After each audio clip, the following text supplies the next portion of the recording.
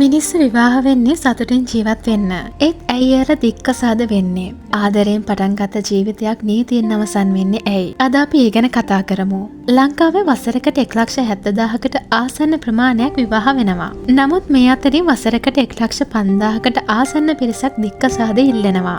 දික්කසාද ඉල්ලන තරම් වර්තමානයේ බලපාලා තියෙන ප්‍රධාන කරුණු කිහිපයක් ගැන අද අපි කතා කරමු.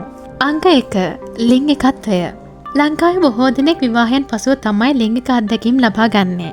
ඒ ලංකාව තුළ තිබෙන සංස්කෘතිකමය හේතුන් මත. කොහොම වුණත් තමන් බලාපොරොත්තු වෙන විදිහේ දේවල් නොලැබීම මත ගොඩක් දෙනෙක් තම විවාහ ජීවිතය ගැන කන්න සැල්ලට පත් වෙනවා. මේ නිසා ඔවුන් වෙනත් සම්බන්ධතාවලට යමු වෙන්න පටන් ගන්නවා. ඒ පවුල තුළ ප්‍රබල ගැටලුවක් බවට පත් වෙනවා.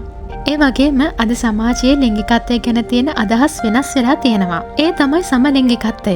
ගොඩක් දෙනෙක් සමරසි පුද්ගල කැමැත්තක් තිබුණත් ඔවුන් ලංකාව තුළ තිබෙන සංස්කෘතිකමය ගැටලු මත විරුද්ධ ලිංගිකයන් සමග විවාහයකට යමු වෙනවා.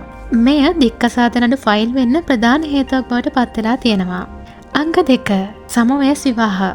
දෙක්කසාද නඩු අතර සමවයස් විවාහ වර්තමානයේ වැඩි වෙලා තියෙනවා. එකම වයසක දෙන්නෙක් විවාහ වීම තුළ අනෙකාට ගරු නොකිරීම, අනෙකාගේ අදහස් වලට එකග නොවීම වගේ දේවල් මේ පොත් තුළ වැඩි වශයෙන් දැක ගන්න පුළුවන් කියලා තමයි කියන්නේ. මොකද දෙන්නම Taman හරි කියන තැන ඉඳන් හැම දෙයක් දිහාම බලන්න පටන් ගන්න නිසා මෙන්න මේකත් දික්කසාදයක් දක්වා අරගෙන යන්න හේතුවක් වෙලා තියෙනවා. අංක 3. සමාජ මාධ්‍ය බලපෑම. බොහෝ දෙනෙක් විවාහ වෙන්නේ ෆැන්ටසි ලෝකයක් මවාගෙන. මොකද සමාජ මාධ්‍ය මිනිස්සුන්ගේ ඔළුවලට දාලා තියෙනවා විවාහය කියන්නේ හරිම සැහැල්ලුවෙන් අරගෙන යන්න පුළුවන් දෙයක් කියලා. සරලව කිව්වොත් දිව්‍ය ලෝකයක් වගේ ජීවිතයක් තමයි සමාජ මාධ්‍ය පෙන්වන්නේ. නමුත් ඇත්තටම සැබෑ ජීවිතය තුළ මේක නැහැ. ප්‍රශ්න, දුක, සතුට, ආදරය, තරහ මේ කියන හැම දෙයක් එක්ක තමයි ඉදිරියට යන්න තියෙන්නේ. ඒත් අර ෆැන්ටසි ලෝකයක ජීවත් වන කෙනෙක්ට සැබෑ ජීවිතය දරාගන්න අමාරු වෙලා තියෙනවා.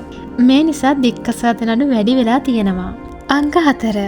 තමන්ගේ සහකරු විදේශගත වීම.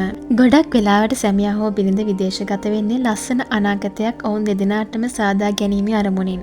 නමුත් මේ විදේශගත වීම නිසා සම්බන්ධතා දුරස් වෙන්න පටන් ගන්නවා. දෙදෙනා කොච්චර කෙනෙකා මත විශ්වාසය තබාගෙන හිටියත් කාලයත් සමග මේ අදහස් වෙනස් වෙලා යනවා. සරලව කිව්වොත් දෙදෙනා දුරස් වෙන්න පටන් ගන්නවා. මේකත් දික්කසාදය සඳහා බලපාලා තියෙනවා. අංක 5. ආර්ථික පීඩනය. වර්තමානය තුළ ජීවන වියදම ඉහළ ගොස් තියෙනවා.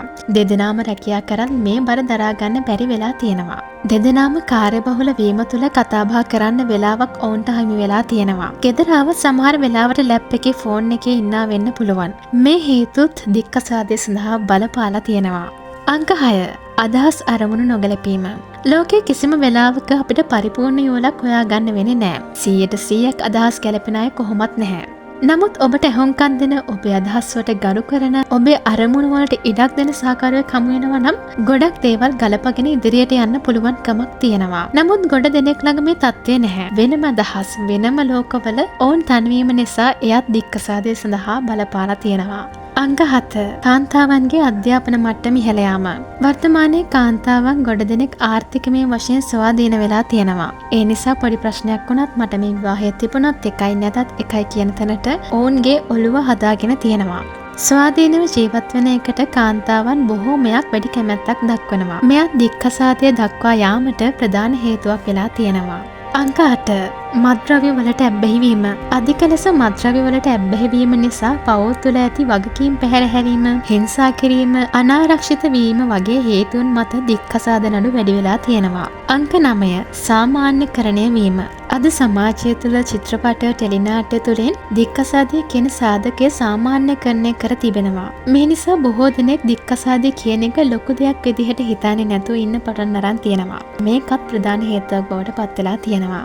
මේට අමතර බොහෝ හේතුන් ඇති. නමුත් මේ හේතුන් දික්කසාදය සඳහා ප්‍රධාන හේතුන් බවට පත් වෙලා තියෙනවා. කොහොම වුණත් දික්කසාදය වැඩි වෙන්නේ එක හේතුවක් මත නම් නෙවෙයි. හේතු ගොඩක් එකට එකතු වෙලා. ඔබට හිතෙන විදිහට මොන හේතුවද මෙතනින් වැඩිපුරම සමාජයට බලපාලා තියෙන්නේ? ඔයත් මේ වගේ අත්දැකීමකට මුහුණ දුන්න කෙනෙක් නම් ඔයාගේ අදහසත් ලියාගෙන යන්න අමතක කරන්න එපා. ගෙහින් එන්නම් මම ආවිෂ්කාලත්වත්ත.